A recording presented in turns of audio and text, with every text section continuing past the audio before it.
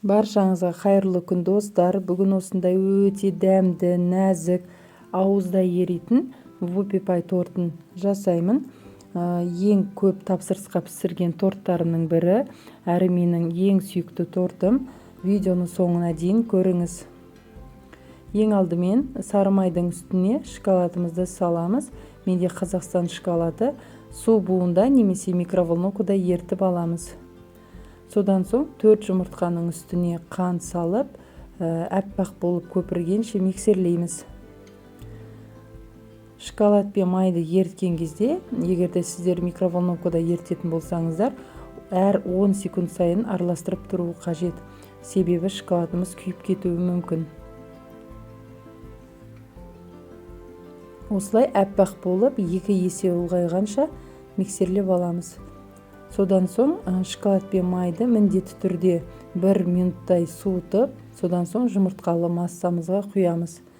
Және де бірден осылай миксерлеп араластырамыз.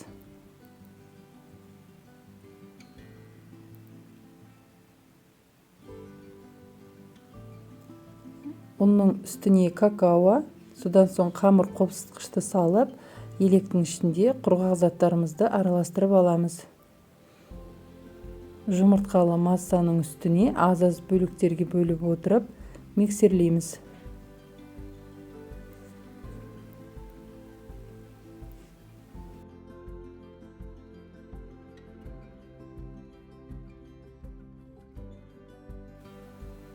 Үш немесе 4 бөлікке бөліп салсақ болады. Барлығын бірден салуға болмайды. Осылай құрғақ заттарымызды салған соң, миксерді қоспай, қолымызбен бір араластырып аламыз. Сол кезде біздің ұндарымыз жан-жаққа шашырамайтын болады. Барлығын салып, біркелкі сұйық масса болғанша миксерлеп аламыз.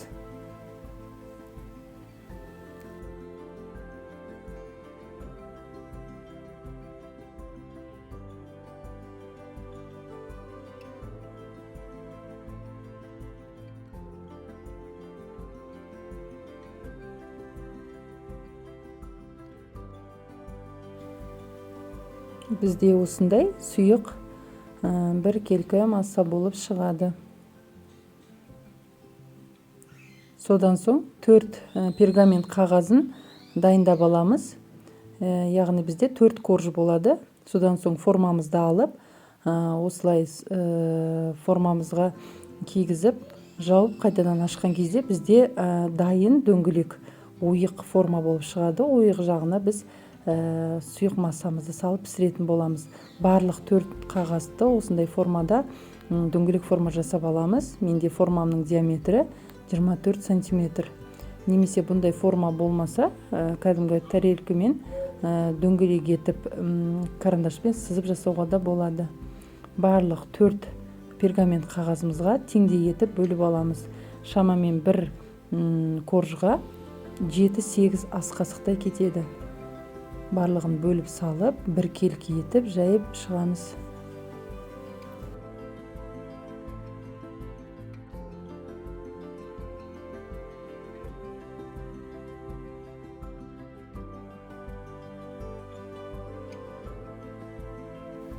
Міне осылай 4 корж жасап шықтық. Енді қызып тұрған пеште 180 градуста 6-7 минут пісіріп аламыз.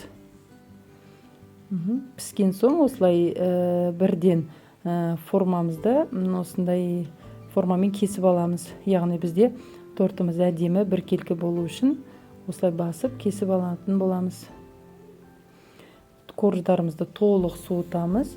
Оған дейін біз кремімізді жасауға кірісеміз. Яғни менде мұнда салқын кілегей 33-35% болуы қажет.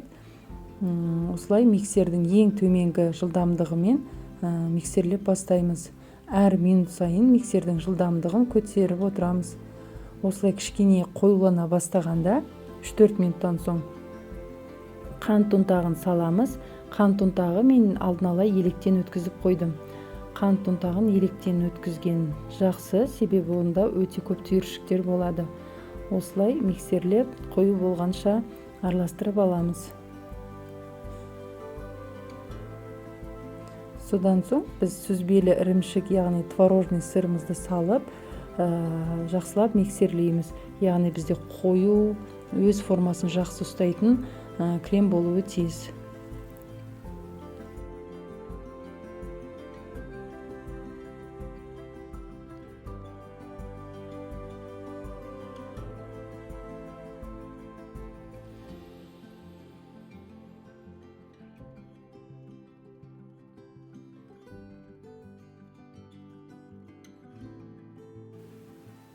Артық ауыларын шығару үшін осындай күрекшемен бір араластырып аламыз.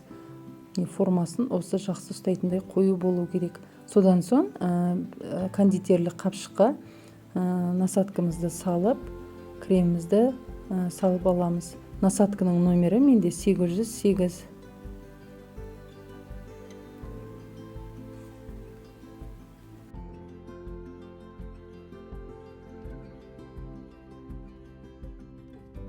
Содан соң ыдысымызға түбіне кішкене крем салып, үстіне ең бірінші коржымызды саламыз, яғни бетін астына қаратып, осы видеодағыдай салып аламыз. Содан соң видеода көрсеткендей етіп шариктер жасап шығамыз.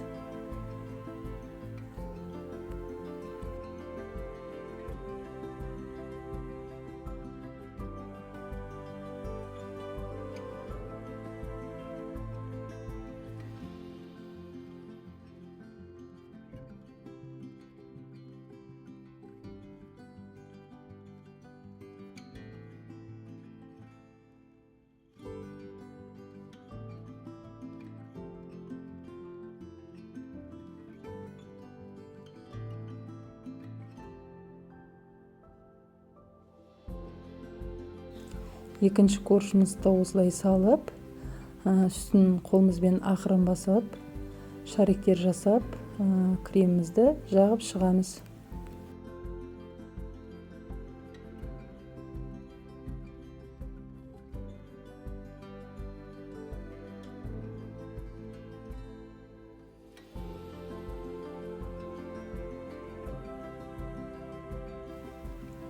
Үшінші коржымызды дәл солай етіп жинап шығамыз.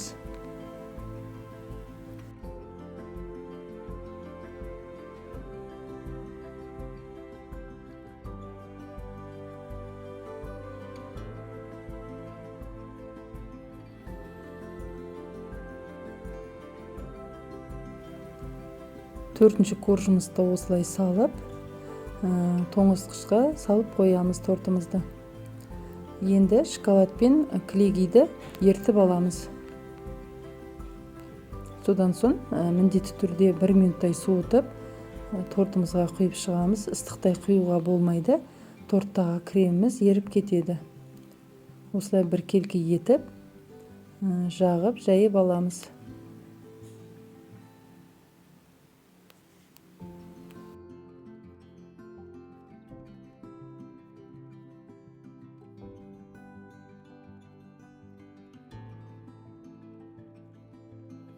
Торттың бетін әркім өз қалауынша сәндейді. Менде құлпынай және кивімен сәндеп шықтым. Біздің тортымыз дайын болды. Өте дәмді, керемет болып шығады. Жасап көріңіздер. Видеоны соңына дейін көргендеріңізге рахмет. Барлық құрамын мен осы видеоның астына жазып қалдыратын боламын.